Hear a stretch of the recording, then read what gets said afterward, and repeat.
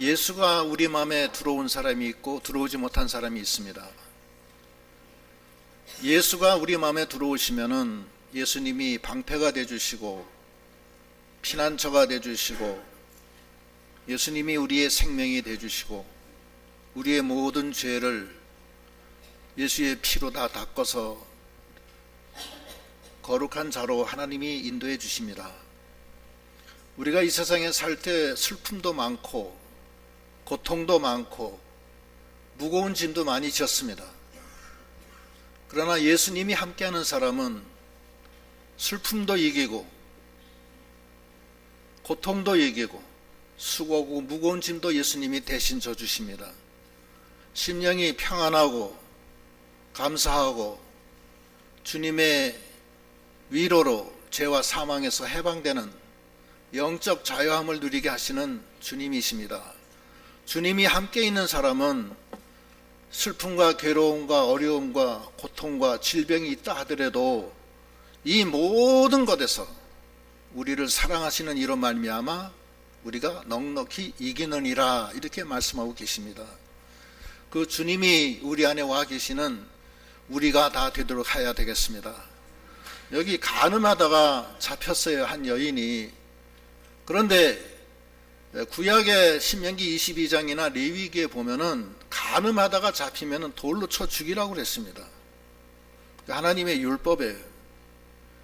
간음하다가 현장에서 잡힌 여인을 이제 끌고 나와서 성 밖에 나가서 돌로 죽이려고 합니다. 그 사람은 그 여자를 한가운데 세워놓고 그 위에서 가운데 약간 밑으로 내려간 데다 집어넣어놓고 위에서 돌멩이로 이제 던지기 시작하면은 제일 처음에 한 사람이 이 여자가 간음한 것을 내가 봤습니다 하면서 돌을 던지면은 그 다음에 수많은 돌이 척척척척 날라와서 그 여자 머리에 맞고 허리에 맞고 등허리에 맞고 가슴에 맞고 막 뼈가 부러지고 마침내 기절을 해서 피를 흘리면서 쓰러집니다. 그러나 돌은 그치지 않고 날아가서 그 여자 위에 쌓입니다. 그래서 그 여자는 죽게 되고 돌무더기로 되는 거예요. 그렇게 해서 죽는 겁니다. 그게 율법이에요. 그런데 그 중에 한 사람이 죽이기 전에, 우리가 죽이기 전에 예수님한테 가서 한번 물어보자. 예수님은 뭐라고 그러나? 예수님은 밤낮 형제를 네 몸처럼 사랑하라고 했는데 그분이 뭐라고 하는지 좀 보자. 만약에 돌로 치지 말라고 하면은 모세의 율법을 어긴 자니까 우리가 고소할 근거가 되는 것이다. 그래도 또 돌로 치라고 하면은 거짓말하는 자다. 형제를 사랑한다고 하면서 왜 돌로 치라고 그러냐. 그래서 고소할 조건을 찾기 위해서 한 사람이 우리가 이렇게 죽일 게 아니라 한번 예수께 한번 물어보자. 이런 제안이 들어왔고 사람들이 다 예수를 율법을 어기고 이상하게 행동하기 때문에 그거 참 재밌겠네. 한번 가서 물어보자.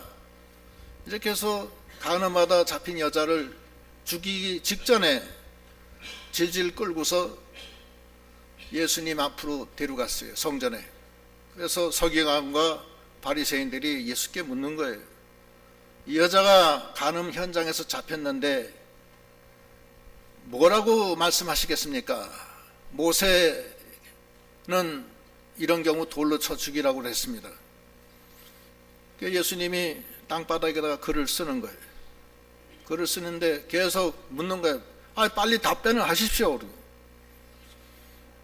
예수님이 무슨 글을 썼느냐 하면은 여러 가지로 생각을 해봤는데 그 글을 쓴 것 같아요. 내가 볼 때는 여자를 보고 음욕을 품는 자마다 다 간음하는 자니라. 그런 글을 쓴 것 같아요. 마태복음 5장 28절에 한번 읽어보시죠. 나는 너희에게 이르노니 음욕을 품고 여자를 보는 자마다 마음에 이미 간음하였느니라. 예, 그걸 쓰고 났는데 계속 물으니까 예수님이 일어나서서 너희 중에 죄 없는 자가 돌로 쳐라. 그렇게 하고서 또다시 글을 써요.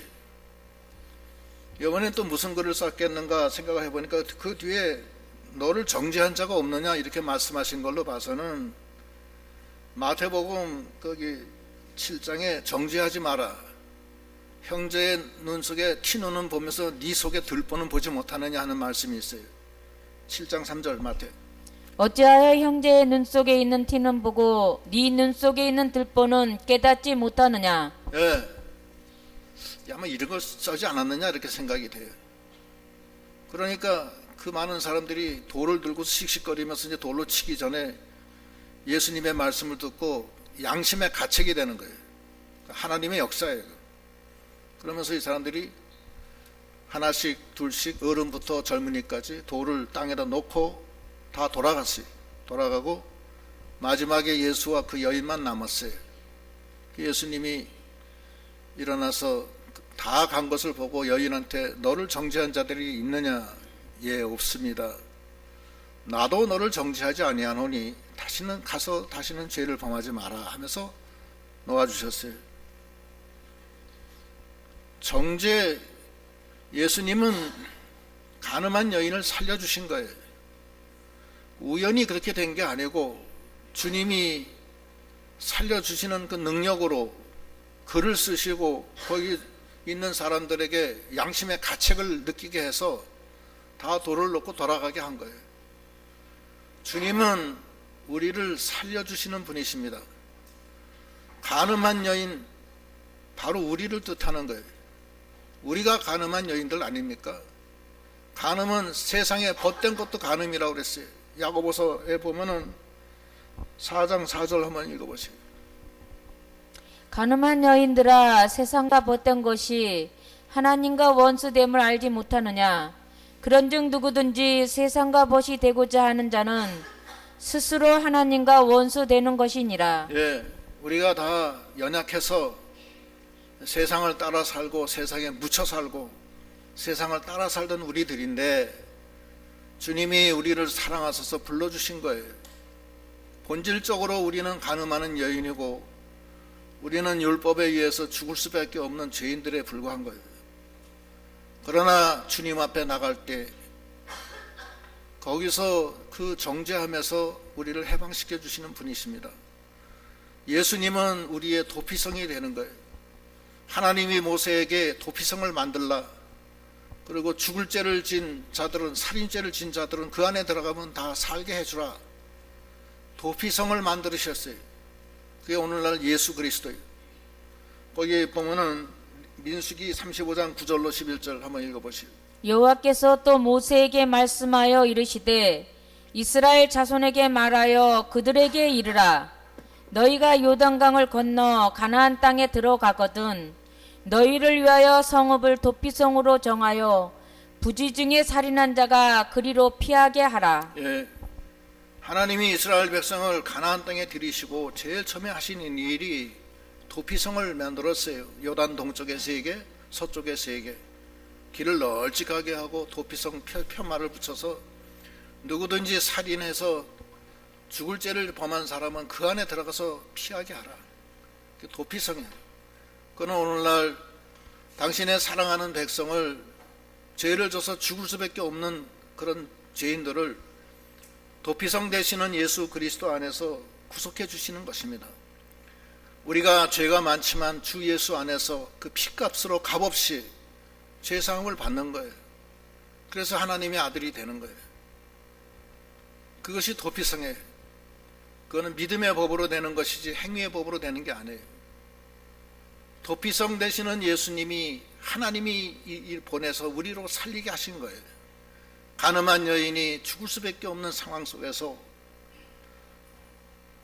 그 사람들이 우연하게 예수께 데려가자 해서 데려가게 해서 살린 것과 같이 우리도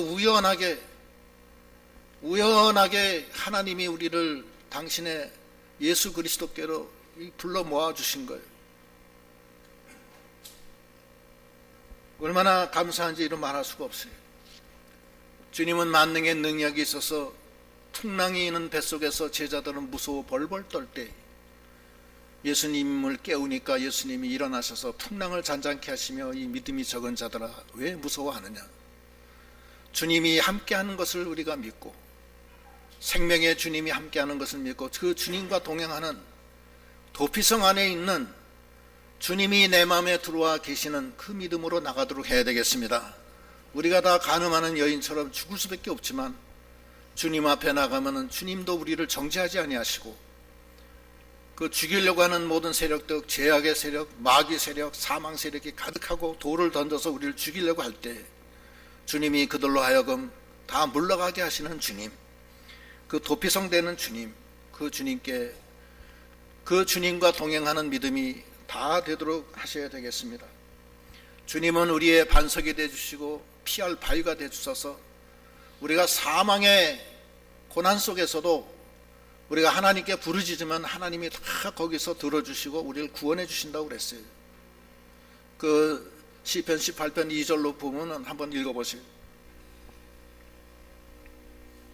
여호와는 나의 반석이시요 나의 요새시요 나를 건지시는 이시요 나의 하나님이시요 내가 그 안에 피할 나의 바위시요 나의 방패시요 나의 구원의 뿌리시요 나의 산성이시리로다. 내가 찬송받으실 여호와께 아뢰니 내 원수들에게서 구원을 얻으리로다. 사망의 줄이 나를 얽고 불의의 창수가 나를 두렵게 하였으며 수월의 줄이 나를 두르고 사망의 올무가 내게 이르렀도다. 내가 환난 중에서 여호와께 아뢰며 나의 하나님께 부르짖었더니 그가 그의 성전에서 내 소리를 들으시며 그의 앞에서 나의 부르짖음이 그의 귀에 들렸도다. 예, 사망의 환난 중에서 하나님께 부르짖으니 하나님이 나의 바위가 되시고 피난처가 되주시고 구원의 뿔이 되주시고 나의 의지할 바가 되주셔서 나를 거기서 건져주시고 생명으로 함께 해주시는 주님, 그분을 찬양한다는 겁니다. 그 필리핀의 남경영 목사라고 선교사가 간 적이 있는데 실담입니다. 이 사람이 그 시골에 가서 거기 가서 전도를 하고 오다가 집에 왔는데 그 댕기열이 나기 시작했어요. 댕기 피버라고 그래요. 댕기열병에 걸리면은 치사율이 95%예요. 다 죽어요. 얼굴이 이 살이 새까맣게 타는 거예요. 피가 썩어가는 거예요. 그건 못 고쳐요. 이 사람이 병원에 갔는데 그 필리핀 의사들이 필리핀 말로 이 코리아노가 이제 오늘 오후엔 죽는다. 다들 그렇게 얘기하는데 그 사람들은 이 사람이 필리핀 말을 모르는 줄 알고서 그렇게 얘기하지만 이 사람은 다 듣고 있는 거예요. 그래서 정말 내가 죽는구나. 이 살이 새까맣게 타는 거예요.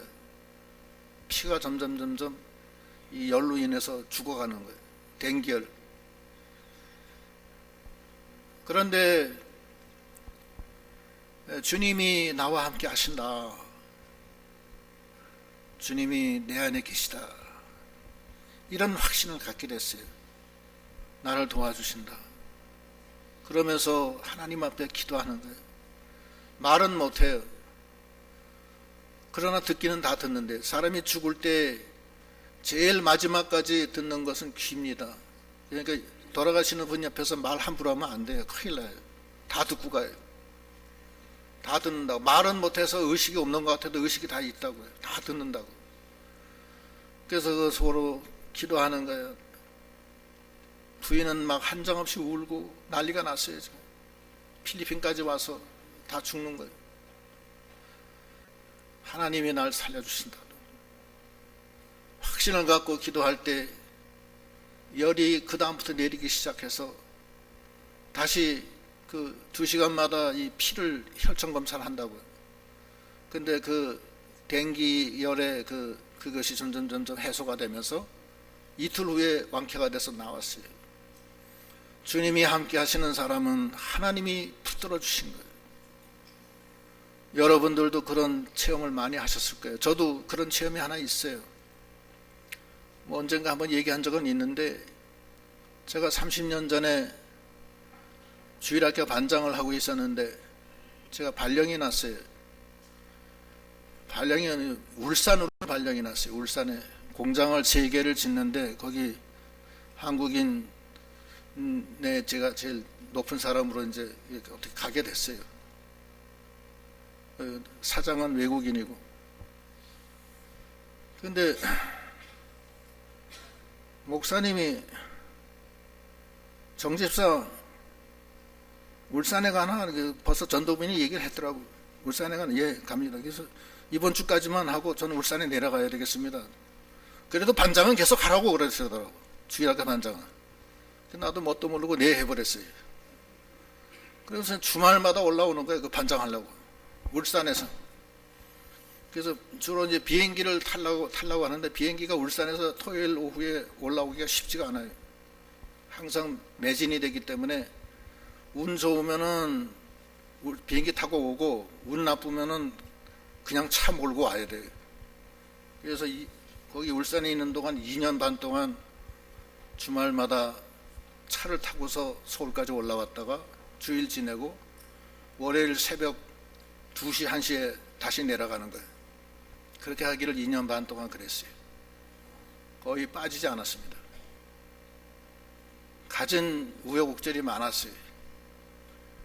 그건 뭐 사실 봄, 여름, 가을, 겨울 다 지나가야 되니까 한 번은 폭풍우가 내리치는데 앞에 가는 추락에서 구미 있는 데서 그 갑바가 확 뺏겨져서 제 차를 덮었어요. 차는 지금 한 100km 이상 달리는데 순간적으로 안테나가 확 다 부러지고 그런데 한 2, 3초 만에 그게 확 뺏겨져서 뒤로 제 차 뒤로 빠져나가더라고. 그래서 살았어요.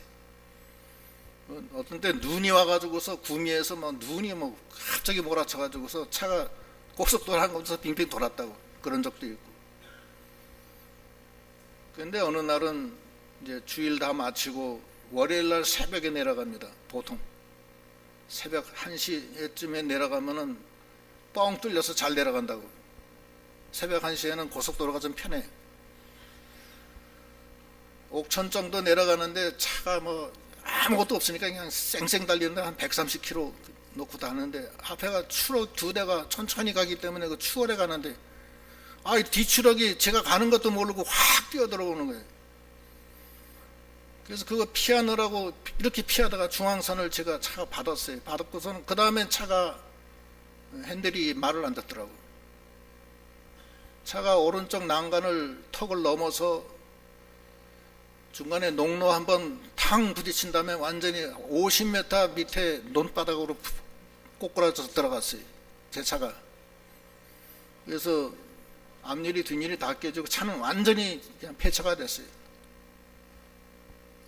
한참 있는데 괜찮아요 괜찮아요 소리가 멀리서 들리더라고. 보니까 차가 전복이 돼서 50m 낭떠러지로 떨어지는 바람에 옥천에 그런 데가 있어요. 지금도 그 앞에 지나가면 항상 그걸 봐요. 그런데 저를 끄집어내 주는 거예요. 차는 박살이 났는데 저는 손끝 하나 다치지 않았어요. 그래서 지금도 이렇게 생각해 보면 그때는 내가 너무나 감사해서 찬송가를 틀어놓고 막 말씀을 들으면서 막 거기에 정신 팔려서 다녔어요. 한나 서울에서 울산 내려가는데 시간이 길지도 않아요. 저한테는 그냥 확 빠져가지고 가기 때문에. 근데 지금 생각해 보면 그때는 별 생각 없었는데 하나님이 이렇게 붙들어 주셨구나 하는 생각을 가집니다. 필리핀에 댕기열 걸린 그 선교사도 죽을 수밖에 없는데 하나님이 지켜주신 거예요. 하나님은 우리를 사랑하셔서 물 가운데 지날 때도 물이 너를 침몰치 못하게 하시고 불 가운데 지날 때도 불이 너를 태우지 않게 해주신다고 하는 그 말씀이 이게 그 말씀 읽을 때는 그런 생각을 가끔 해요. 하나님은 도피성이 되주셔서 우리는 연약하고 하나님의 아들 된 자격도 없지만 하나님의 그 거룩한 그 앞에 설 수도 없는 죄인들이지만 우리가 값없이 예수의 피로 죄사함 받고 하나님의 아들이 돼서 예수 그리스도께서 우리 안에 들어오셔서 우리를 하나님께로 인도하시는 과정에 있는 거예요. 너무나 감사한 거 아니에요? 슬픔을 잊게 하시고 아픔을 낫게 하시고 수고하고 무거운 짐 덜어주시고 염려 근심을 다 평안으로 인도해 주시는 주님, 마치 가늠하다 붙잡혀서 돌로 맞아 죽을 수밖에 없는 그 상황에서 그 여자는 벗어날 수가 없는 거예요. 죽을 수밖에 없는 거예요. 그 자리에서. 그러나 예수님이 우연하게 그 사람들이 예수를 모함하려고 데리고 나갔는데 거기서 예수님이 거기서 만능의 역사를 일으켜서 그 사람들의 마음을 회개하는 마음, 양심의 가책을 받게 해서 돌을 놓고 다 가게 하고 살려주신 주님, 그분이 하나님이 우리에게 주신 죽을 수밖에 없는 우리에게 도피성을 만들어준 게 아닙니까? 우리가 그 도피성 안에서 주님의 우리 내 마음속에 들어오셔서 함께하는 우리 믿음이 다 되도록 해야 되겠습니다. 주 안에 있는 자는 다시는 정죄함이 없다고 그랬어요. 생명의 성령의 법이 죄와 사망에서 너희를 해방시켜 주시고 생명과 평안으로 함께 해주신다고 그랬습니다. 그게 하나님의 자녀의 길입니다. 주님이 함께하는 저희 믿음이 다 되시도록 하셔야 되겠습니다. 그런데 주님이 우리 안에 들어와야 되는데 우리가 어떤 신앙을 가져가야 들어가느냐? 우리가 그냥 원한 대로 되는 건 아니잖아요. 주님이 우리 안에 들어와 계셔야 돼요.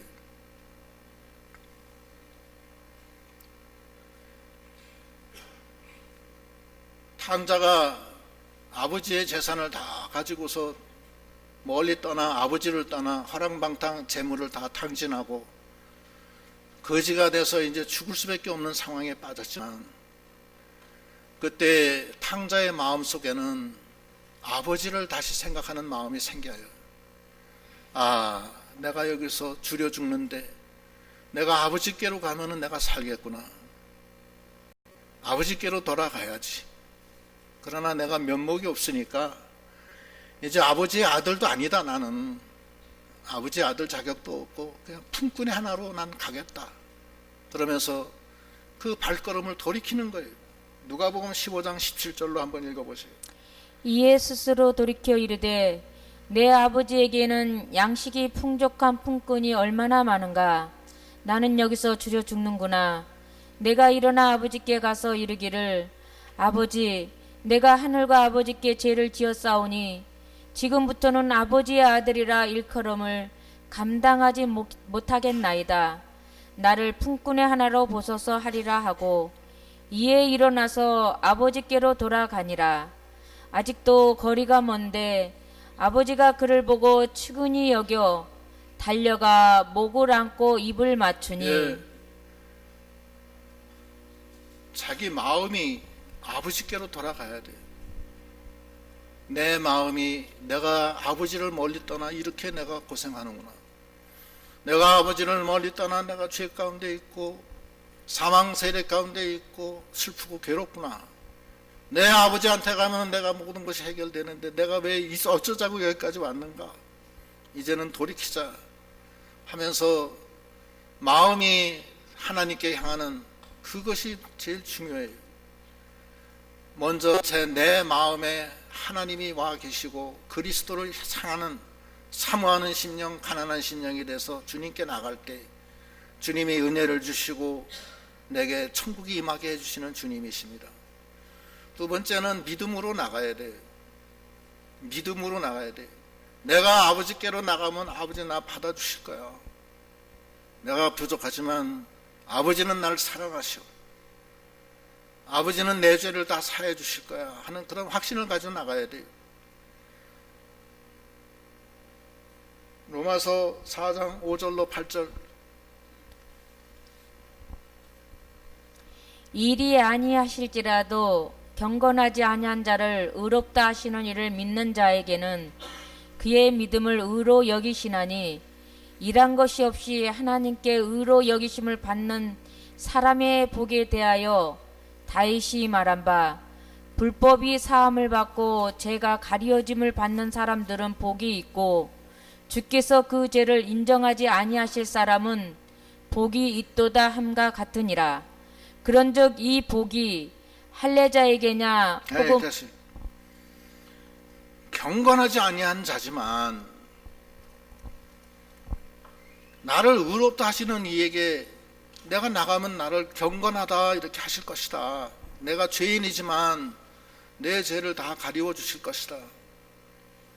내가 가늠한 여인이지만 주님은 나를 정죄하지 않고 나를 살려주실 것이다 하는 그 믿음으로 나갈 때 그것을 의로 여기시는 하나님이세요. 내가 한 일이 하나도 없지만 내 죄를 다 사해 주시고 가려 주시는 주님, 그 주님을 믿고 나가는 믿음이 다 되어야 되겠습니다. 예수님은 죄인하고는 같이 안 있어요. 죄를 용서해 줘서 거기 같이 계신 거예요.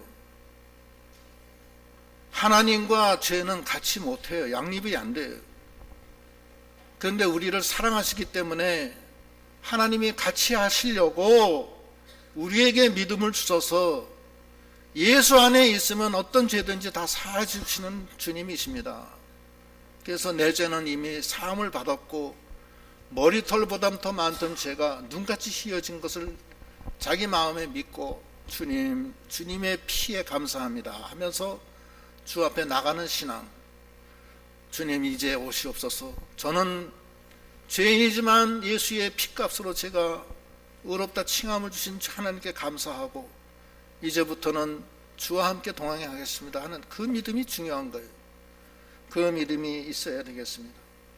그 믿음으로 나가면은 하나님이 우리에게 성령을 주셔서 그리스도의 영이 우리 안에 거하시고 우리와 함께 하신다고 그랬습니다.